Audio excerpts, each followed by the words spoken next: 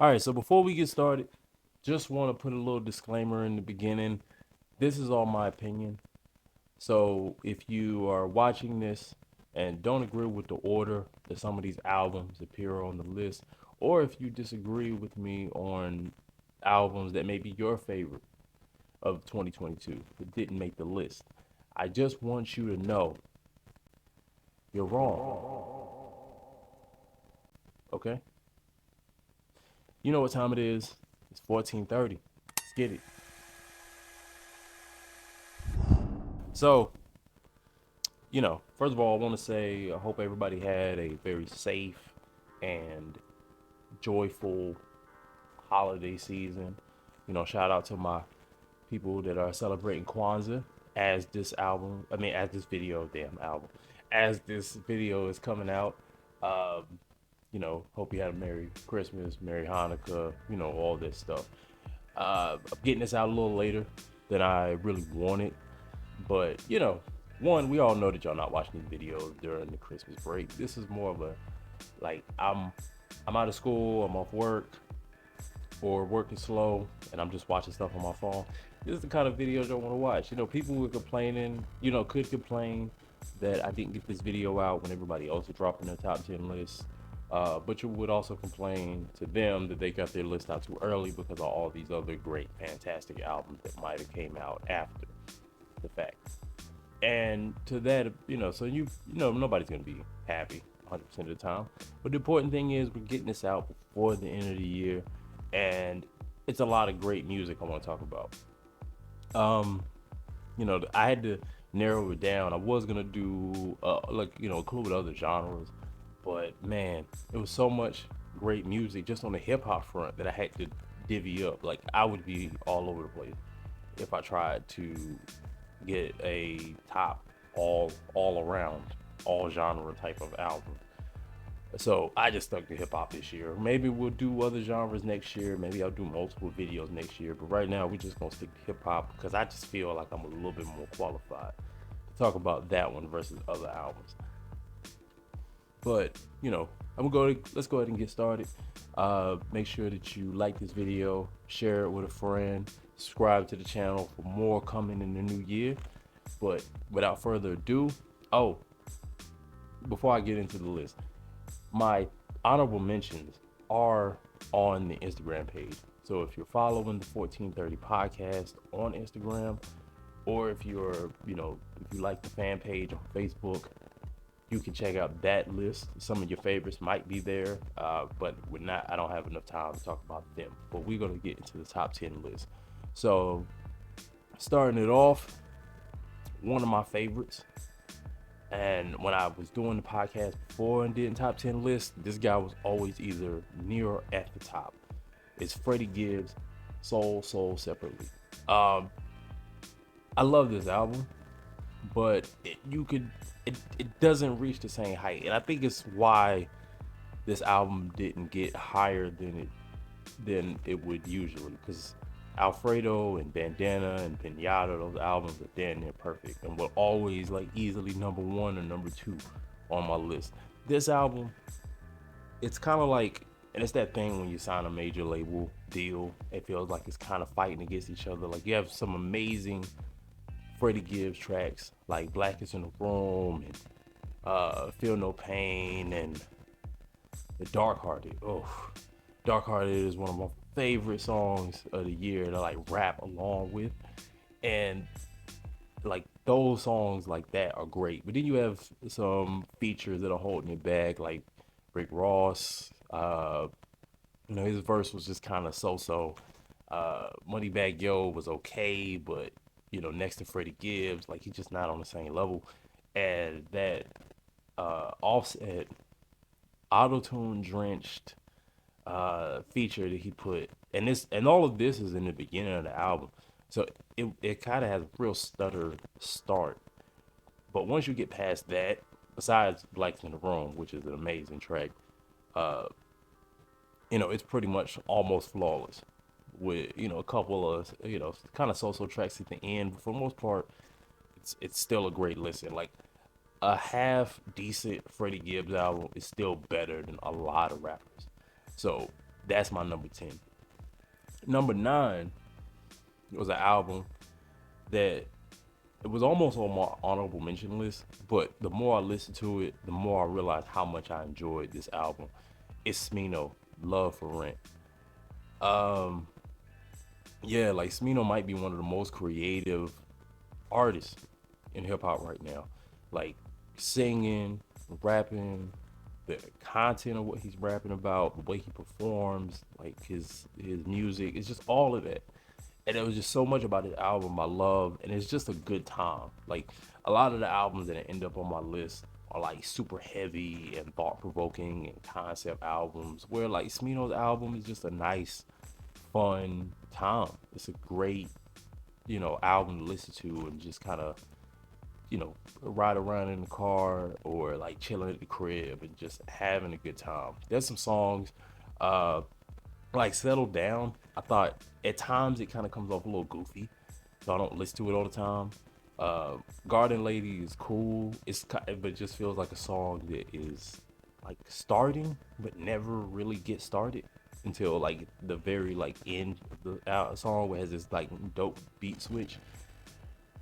But other than that, like I enjoy everything on this album, and even those songs where I can still listen to them, they're not bad, but they're just okay compared to everything else. Like some of my favorite Smino songs is on this, like No L's, 90 Proof with J. Cole, Curtains is an amazing song. Like I kind of wish it was the closer, but the closing track is also beautiful. Is also like really well done. It's just Curtains just felt like that kind of uh final stamping point that could have made it like a perfect closer. But either way, it's amazing song. Like some of the best Smino tracks he's ever done are on this album. But moving on, uh, and it's kind of a theme with the last three entries. Like for this one and the last two, because it's like they're good, but you just felt like there was more that could be done. Like great albums, but it just feels like it's missing something. And that's kind of how I felt about number 8. Like Black Thought cheat codes. Him getting with Danger Mouse was a genius, like coming together. You know, Danger Mouse's production with Black Thought, and Danger Mouse did some amazing, um, like stuff that I've never heard him do before, like music. I'm a big Danger Mouse fan. And he did stuff that I've never heard him do before on this album as far as his production. And Black Thought is amazing as usual. Like just like I said about Freddie Gibbs, a half decent Black Thought album is still a fantastic album compared to anything else that comes around it. And Black Thought, so it just lately it's been on top of his game. But it's just something about this album, as great as it is, it just didn't stick with me as much as I thought it would, which is not bad, but it was just certain tracks, certain features just didn't feel like they fit. ASAP Rocky held his own on a track they got together. Um, Russ held his own, but for the most part, like Black Thought is wrapping circles around any and everybody. So I just feel like I need Black Thought on the track with somebody that is real, on his top tier, like on his level. The song he did with Run the Jewels, and look, I didn't want to be sitting here looking at my phone the entire time. So if I'm not naming the songs, it's because of that. Like I I got the list of the album titles in front of me, but I'm not gonna just hold my phone up and look at the track list, track to track. So, that's just to let y'all know. So I know the albums, I just may not know all the song titles. But it's dope songs like Identical Deaths, um, the really fantastic song, like with the late great MF Doom, the collaboration with Run the Jewels. It's even the title track, Cheat Codes, is crazy. And like the closer, uh, Viola and Lupita, I know that one just because of how, like, I don't know, it just felt something like he was hitting you hard, for majority of the album, and then you just kind of get this really dope introspective track where he's just Black Thought doing what Black Thought does best, and that's out rapping everybody over this like really dope, this dope production by Danger Mouse, and it's so mellow and calming. It just felt like the perfect, like I got on the other side of the storm, kind of, and you're seeing the sun peeking through the clouds and the rainbow across the sky. Like that's what it felt like listening to that track at the end of this album. Great project. Like I said, may not be some of Black Thought's best, and some of the features held it back, but the production is great, and Black Thought is never gonna half-ass the verse. That's why I got this as my number 8. Number 7, which might be on a lot of people's number 1. But you know, after going back and forth, this was one of the reasons why it took me so long to get this out, because I just didn't know where this one fit. But I'm gonna put it at number 7. Is Kendrick Lamar's Mr. Morale and the Big Steppers. Justin Hunt, the company man on YouTube, put together like this like introspective video about this album and how he felt about it, and he echoed my sentiments to a T. I might actually put a link to it in the description. But it's basically like this album is important, and I appreciate everything that Kendrick Lamar is trying to do on his album. But do I enjoy listening to majority of it? I would say I enjoy majority of it, but it's still not as much as I would. There's like certain songs where even now, there were certain songs that grew on me, like Worldwide Steppers.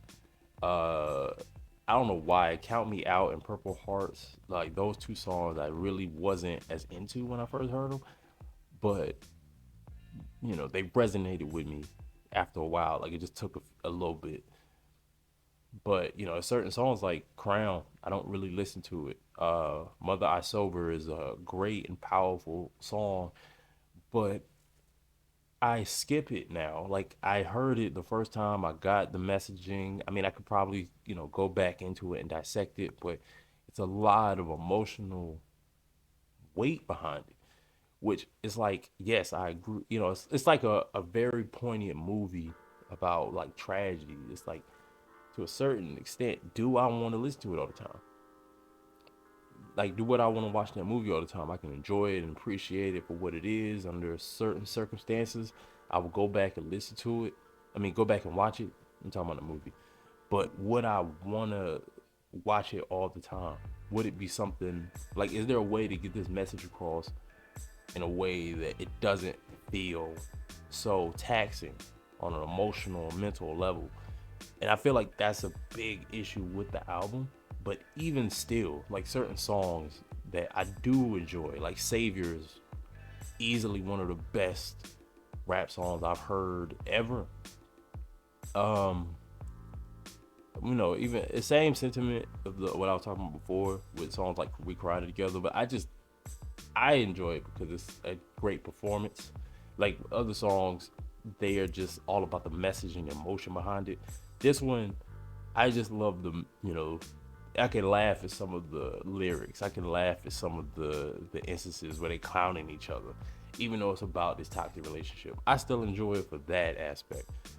Rich Spirit, Silent Hill with Kodak Black. I mean, an album that can get me to actually want to listen to something that Kodak Black has to say, even if he's not saying much. Just the fact that I don't immediately turn it off when I hear him is a great indication of the creativity and the artistry that went into this album that makes me appreciate it. So, yo, some of Kendrick's best stuff, and like maybe his most powerful, most poignant, and maybe even most important album, but I didn't enjoy it all the time. So, you know, it was a weird place to be at as a Kendrick fan. You know, you ask me, anytime he dropped something, he was always number 1. But this one was a little harder to get into. But I still loved it. That's why it's still my number 7. Number 6, we're almost at the halfway point. It's another album where I was conflicted, but just for different reasons. It's Pusha T's It's Almost Dry. Pusha T is perfect at what he does best. I think the problem is what he does best is starting to, for me personally, it's starting to get a little tiring. Uh, so it's like I still enjoy it for what it is, but I didn't find myself going back to this album that much. But when I went back and listened to it, because I wanted to make sure that certain albums came out earlier in the year, so I didn't want to make sure. I wanted to make sure that when I was putting this list together, I wasn't like any recency bias on certain albums versus others. So listening to it, production from Pharrell, amazing. Kanye production is amazing.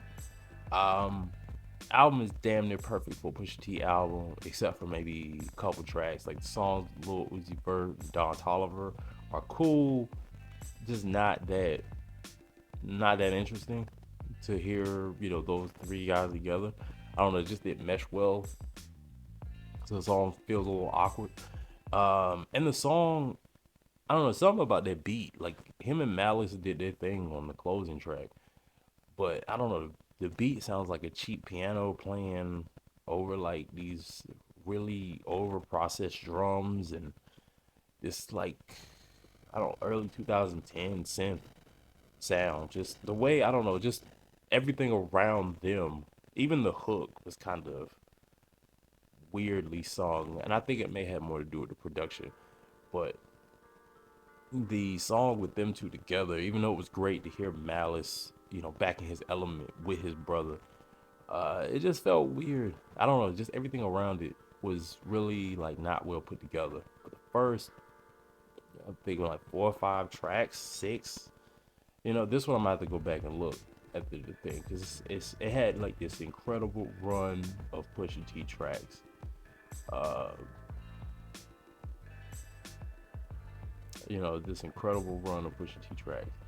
You know, uh, so it's like tracks 1 through 6, perfect.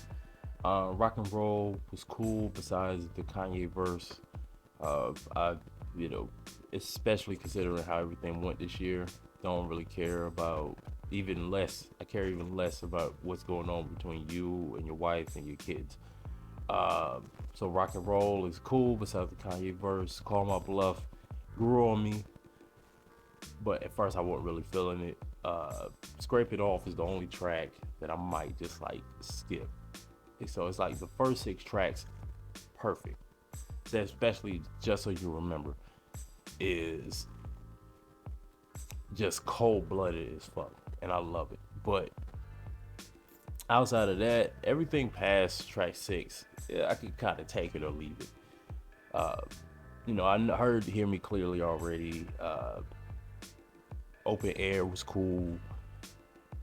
And like I said, it was the beat behind the I Pray For You track with Malice that just made me go, I don't know, just didn't feel, I felt what they were talking about, what we were feeling the track. So, like I said, great project from Pusha T. That's what's my number 6. Number 5 is the album that held up this list because I'll let you guys know I was gonna drop this way before because I didn't think anything else was really gonna drop that I needed to hear for this. And then he announced that he was gonna drop Herbert on December 16th, and it made it to my number 5, Absol Herbert. Absol's one of my favorite rappers ever.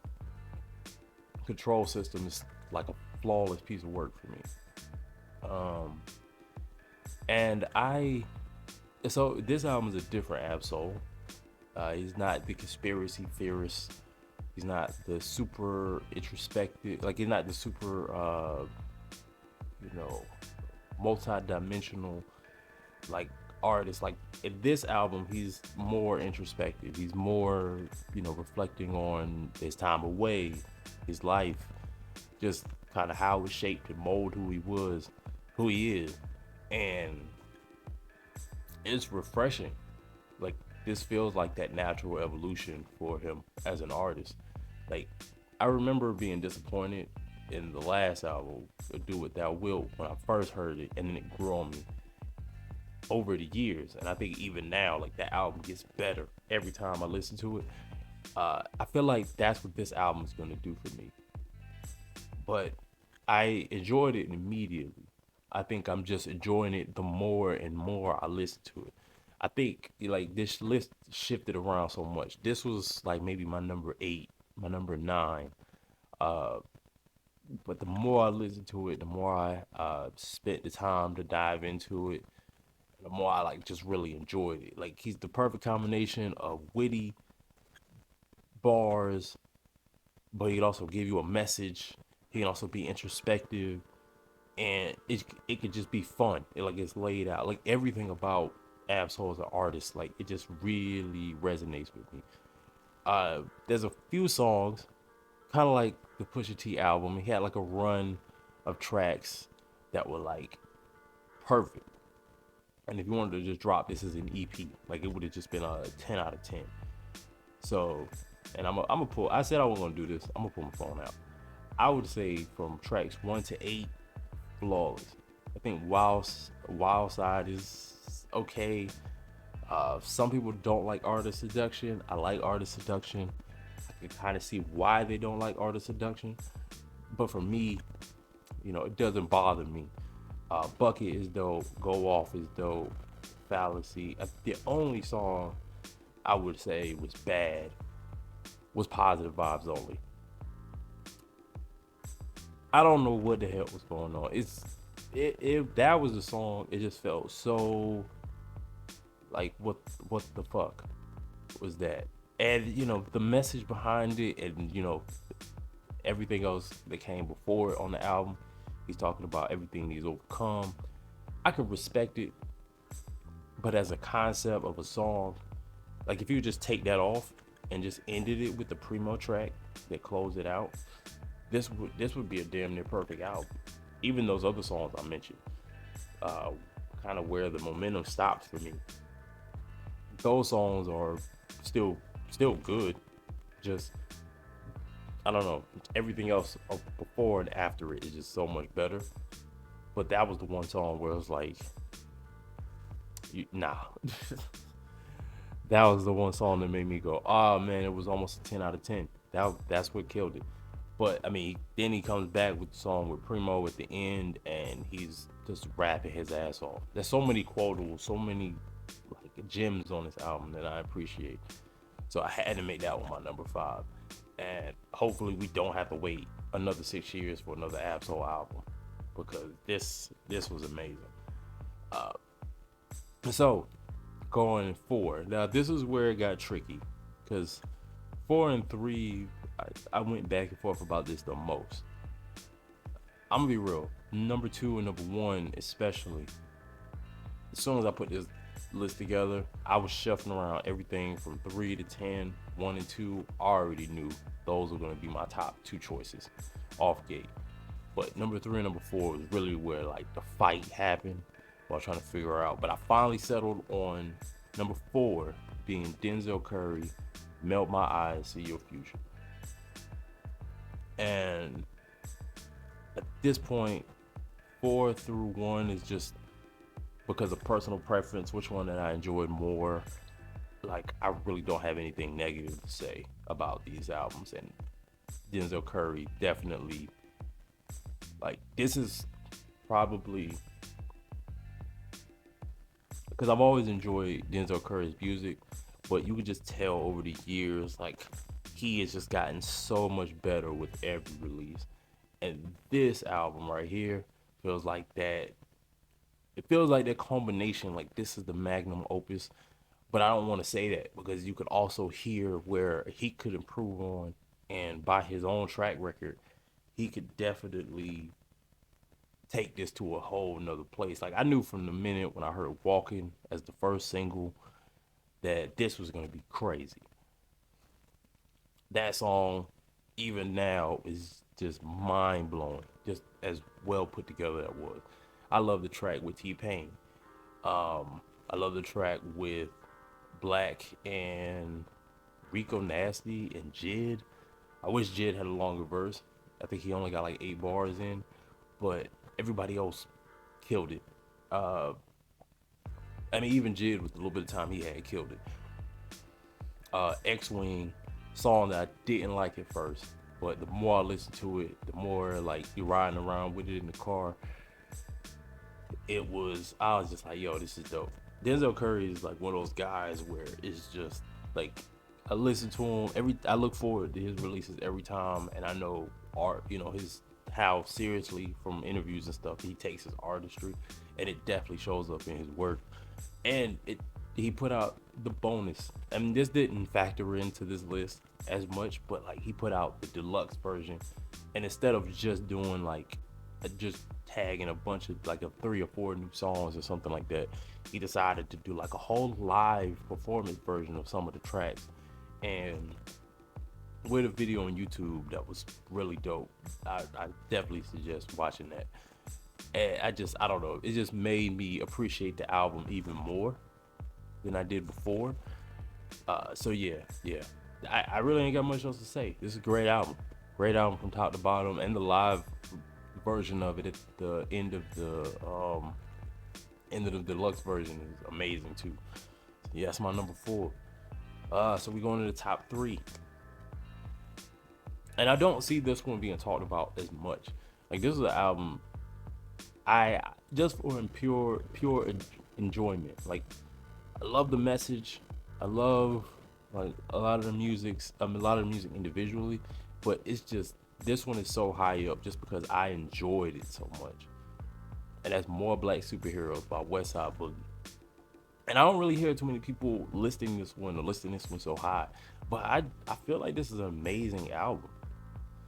Like, the song Stuck, that was a single, fantastic. The track with Drawn, dope. Like, I will say I hate that Can't Even Lie, and that was probably gonna be my favorite song on the album. If that Soulja Boy verse though, it ruins it so much. I have to skip that part every time. Outside of that, some amazing tracks. Like, it's very vulnerable, very like, and I like that in a sense it's kind of the same message that like Kendrick Lamar did on Mr. Morale and the Big Steppers, but it just feels like a way more enjoyable album, way more well put together and well introspective. Like, in a way where Kendrick did this grand art piece and he took it to all these different heights, this album felt like more coming from the guy who's still in it, and he's a little bit more grounded in reality, and you can definitely hear, like, you can definitely learn a lot of the same lessons from it. But I feel like it was just more enjoyable, more digestible for myself, the way I could get that and still, not pay attention to the music, not pay attention to the lyrics, and just have the music playing and just ride around and enjoy what I'm hearing. And that's just what I loved about it. A special shout out to the song Can't Get Over You, because I remember listening to the album and then getting to that song and my jaw dropped just because of how dope Smino, I feel bad, I'm not gonna look at my phone again, the guy who's featured on this song, and Westside Boogie were. Like, it's I don't know, just something about that song. It felt so soulful. It felt like a natural, like, it felt jarring, but it also felt like a natural, like, part of the album. Hey, you could say maybe it gets a little weak towards the end, but I don't know. It feels like just this enjoyable album. Like, I will always remember driving around in the summertime with the sunroof open and the windows down and listening to these tracks. Like, I just enjoyed this album a lot. I love this album. Oh, I don't know if I've said it before, but Nonchalant is my favorite song. It's probably, if not the favorite, like top 3 favorite songs of the year for me, of any genre. Nonchalant is dope. So now we get into the top 2 albums on this list. This was definitely gonna be my number 1. It was my number 1 from all of 2 months until the next album, the number 1 album dropped. That's Jid, The Forever Story. Now, a lot of what I said about all the other albums from 3 to 10, you can say about this album, but all wrapped in one. Like, I just enjoy this album a lot. Like, it feels like Jid sound like I never met Jid in my life, and I'm not from Atlanta. I'm from the South, but I'm not from Atlanta. But he felt like your homeboy. Like, I'm listening to it, and I just imagine like growing up. Like, he's definitely like a dope visual storyteller. The the lyrical technique, like, because Jid is rapping his ass off, but to be able to tell the stories he tells with all of the intricate detail that he puts in his writing, like, it's a story about family, it's a story about community, it's, he's able to throw in like political, politics, things like that. It's just a lot. Like a dope verse from Yasin Bey, formerly known as Most Def. Dope ass song with him and Lil Wayne, and they gel perfectly. Yeah, I don't really know what to say. Like, it's a damn near perfect song. Like, even the song like Money that I might have had to grow on me a little bit, because I just have a thing about like children. I don't know, something about when you put the children singing the hook, with the exceptions being like I Can by Nas, or the song Stepdaddy. Yes, I don't know. That's silly, but yeah, like those songs with those children in the hook kind of get on my nerves. And I always say the last song on the album just feels kind of like redundant by the time you get to it. So it's not the best closing track, but that's nitpicky as fuck, to be honest with you. Like the album, if I had to pick something wrong, you would be nitpicking. Oh, and I don't really like surround sound. I don't know. It just feels like the song doesn't fit by the time you get to it. Like surround sound feels like the commercially viable single that was just thrown in there, to make sure that you had like this single to drop. But Dance Now, Brother Nim, Sister and Them, especially, like, it's just so much amazing songs on here. Like, this is a damn near perfect album, if there ever was one. Like, even the stuff that you wanted to try to pick apart, you were just gonna be nitpicking. But with that being said, only one album could beat this album. And even when this album was announced, and is with their track record up to this point, I still didn't think it was gonna be as amazing as it was, and it surprised me. It's Nas King Disease 3. I really feel like this album solidified for me that Nas really is the true GOAT. Because a guy that's been in the game for almost 30 years at this point. And you can say what you want about certain albums and Nas being a terrible beat selector with some of his other projects, which, I might do a video on that because I have a theory on that and why that perception is what it is. But for a guy who's been around as long as he has been, to be on the run he's on right now, this late in his career, is phenomenal. And arguably, this album is better than all of the other Hit Boy collab projects. Magic, King's Disease 1 and 2. It's like they take the bar that they set for themselves, which was already pretty high to begin with, and they elevate it each time. This is an album that has no features. It's just Nas and Hit Boy. Production is crazy. Hit Boy is like the producer of his generation, in my opinion, because the guy hasn't put a foot wrong and has turned out some of the most phenomenal and varied production that we've seen in years. Like Michael and Quincy, Reminisce, uh, Legit is one of the best like sample flips of the Five Heartbeats uh, I've ever heard. And like taking a song from a movie and flipping it the way they did and making it so I can't even fucking describe it. That's just how fucking amazing that shit is.